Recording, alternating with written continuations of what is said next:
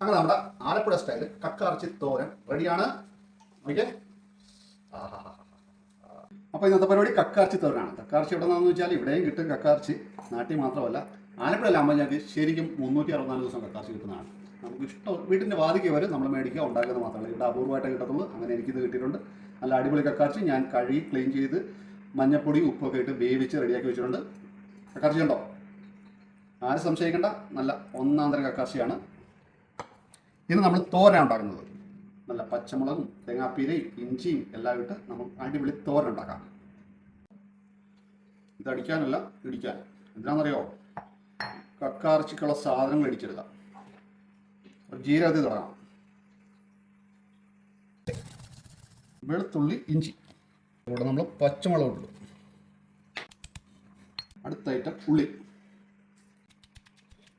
ഇവനും കൂടെ ചതച്ചെടുക്കാം. അപ്പോൾ നമ്മൾ കക്കാർച്ചി ഉണ്ടാക്കുകയാണ്. നമ്മൾ ഈ എണ്ണയിൽ തന്നെ തുടങ്ങാം. എണ്ണ ഇടുക. വീരണ്ടേ. നമ്മൾ ചതച്ച് വെച്ചിരിക്കുന്ന ഉള്ളിയും പച്ചമുളകും ജിഞ്ചറും ഗാർലിക്കും കൂടി ഇട്ട് അങ്ങോട്ട് മൊരിച്ചെടുക്കാം.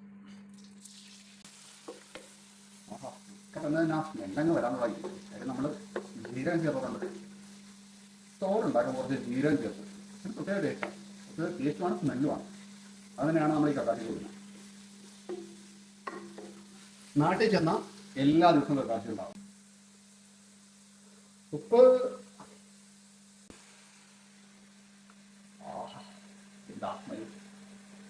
അല്പം മഞ്ഞപ്പൊടി ആവാം. എന്ന് പറഞ്ഞാൽ മഞ്ഞ കളർ. അതുകൊണ്ട് നമ്മൾ മഞ്ഞപ്പൊടി ഇടുന്നു. കുറച്ച് ഫ്ലേവർ വന്ന് കുരുമുളക് പൊടി.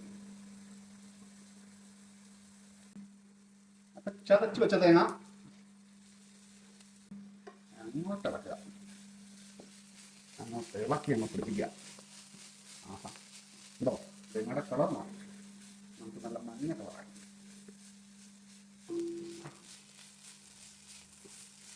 നമുക്ക് വേണ്ട കളറായി. അപ്പം നമ്മുടെ സാധനം കക്കാർച്ചി ഉണ്ടോ? ആഹാ, അടിപൊളി.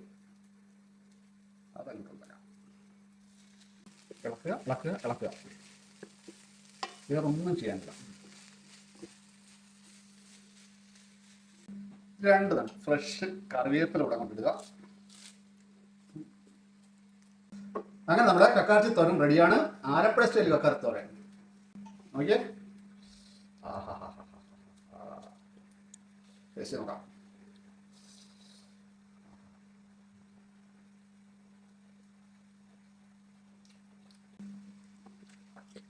വാ, കൊടുക്കാം.